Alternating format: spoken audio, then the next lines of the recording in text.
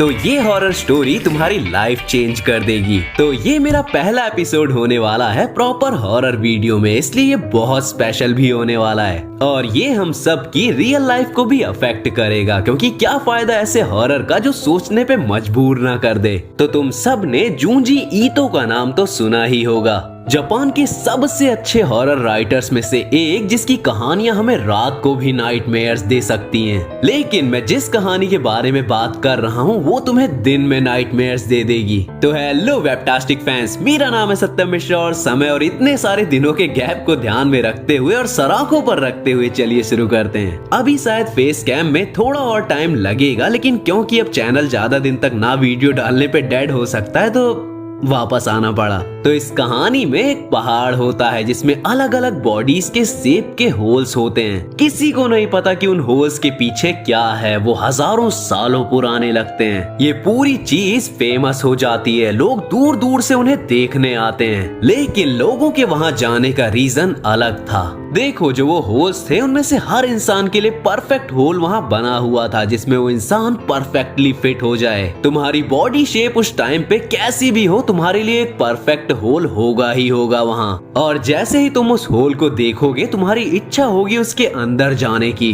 चाहे तुम दूर टीवी पे ही क्यों ना देख रहे हो उस जगह को। तुम्हें तुम्हारा होल दिख जाएगा और तुम ट्रैवल करके वहाँ चले जाओगे, क्योंकि तुम्हें उस होल में घुसना है, जैसे तुम्हें कोई बुला रहा है दूसरी तरफ से। तो बहुत से लोग ये करने लगे, पर जब कुछ रिसर्च करने वाले पहाड़ के दूसरी तरफ गए तो उन्हें वहाँ भी कुछ होल्स दिखे, लेकिन ये वाले होल्स अलग थे। ये इंसानों की तरह शेप्ड नहीं थे, ये बेसिकली क्रैक्स जैसे थे। लेकिन तभी एक रिसर्चर को उन होल्स में कुछ दिखता है, एक क्रीचर जो ऐसा लग रहा था जैसे किसी ने उसे खींच के उसकी बॉडी को मसल दिया है। वो सीन इतना क्रीपी था कि क्या बताऊं। अब ये हॉरर स्टोरी असल में हमारी रियल लाइफ पे बेस्ड है कि कैसे एक परफेक्ट होल जो तुम्हारे लिए ही बना है, जिसमें तुम्हें एंटर करना ही होगा, वो तुम्हें एक ऐसे मॉन्स्टर में ट्रांसफॉर्म कर देगा जिसे तुम जानते भी नहीं हो। और वो होल हमारी लाइफ में हमारे आसपास की दुनिया है। शुरू करते हैं स्कूल टाइम से। जैसे ही तुम प्राइमरी एजुकेशन ले लेते हो, तुम्हें ये नहीं पूछा जाता कि तुम्हें क्या करना पसंद है या तुम अपना टाइम कैसे बिताना चाहते हो, पर पहला सवाल तुमसे ये पूछा जाता है कि तुम्हें बड़ा होकर बनना क्या है। और ये सवाल इतनी बार पूछा जाता है कि तुम्हारे दिमाग में ये फिट हो जाता है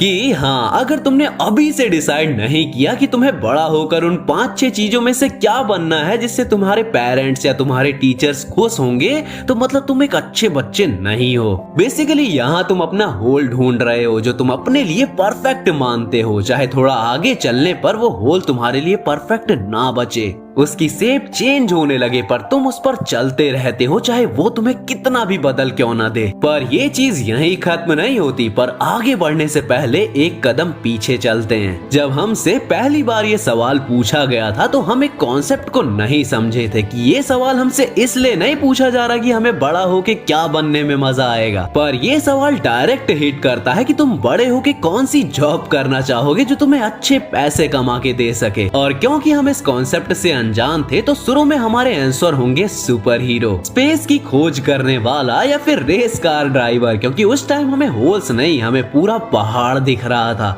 पर फिर जब हम इस जॉब और मनी के कॉन्सेप्ट से फैमिलियर हुए तो हमने खुद के लिए एक परफेक्ट होल डिजाइन किया कि इंजीनियर बनना है या सेल्समैन, और उस होल पर चल पड़े। चाहे वो होल हर साइड से हम पर कितना भी प्रेशर डाले, हम उस प्रेशर को सहते हुए खुद को ट्रांसफॉर्म कर देते हैं। अपने सपनों को भुलाकर कुछ ऐसी चीजें करने लग जाते हैं जो किसी अच्छे और हेल्दी इंसान को नहीं करनी चाहिए। और इस होल की स्टेजेस होंगी स्कूल, कॉलेज, एग्जाम और काम। और इन सब में तुम पाओगे कि तुम्हारे ऑप्शंस बहुत लिमिटेड हैं। हाँ, तुम सांस ले सकते हो, तुम सर हिला सकते हो, लेकिन तुम इस होल में फंस चुके हो और आगे बढ़ने के अलावा तुम्हारे पास कोई चारा नहीं है। जैसे जैसे तुम आगे बढ़ते जाओगे, प्रेशर बढ़ता जाएगा, पर एक टाइम बाद अगर तुमने खुद को मारा नहीं है कई स्टूडेंट्स की तरह, तो तुम्हें इस प्रेशर की आदत हो जाएगी और तुम एक्सेप्ट कर लोगे कि यही तुम्हारी लाइफ है। हाँ, होल के दूसरी तरफ से आती हुई रोशनी तुम्हें कुछ खुशी के पल जरूर देगी,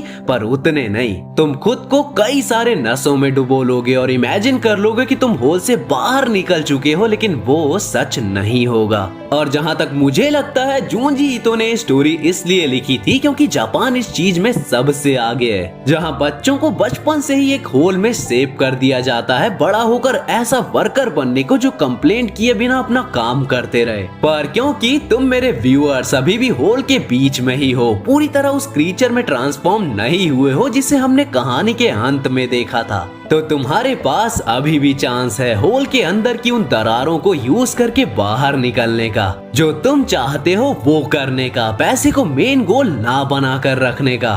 पर मैं भी किससे झूठ बोल रहा हूँ, as a part of my whole मैं जानता हूँ कि हमारा वर्ल्ड खुद एक बड़ा होल है जो हम सबको एक साथ दबाए जा रहा है। हम चाहे अपने होल को छोड़ दें तो कोई दूसरा होल हमारे लिए शेप हो जाएगा, और इतने लोग जो आर्ट और म्यूजिक के नाम पे होल से बाहर निकलने की कोशिश कर रहे हैं, उनके बीच हमारा क्या चांस बचेगा। और इसीलिए इस हॉरर स्टोरी का कोई सॉल्यूशन नहीं है। तो गाइज ये थी आज की वीडियो। अगर तुम अभी भी ट्राई कर रहे हो कुछ बनने का, जैसे आर्टिस्ट या कुछ और, जो तुम्हें लगता है कि तुम्हें ट्रांसफॉर्म नहीं करेगा, तो वो कॉमेंट कर देना, शायद किसी को अपने बचपन का सपना याद आ जाए। और अगर तुम्हें ऐसी यूनिक हॉरर टॉपिक चाहिए तो वो भी कमेंट जरूर कर देना, मैं जरूर वीडियो बनाऊंगा। तो मिलते हैं किसी और वीडियो के साथ, तब तक के लिए बी वेबटास्टिक, बी फैंटास्टिक।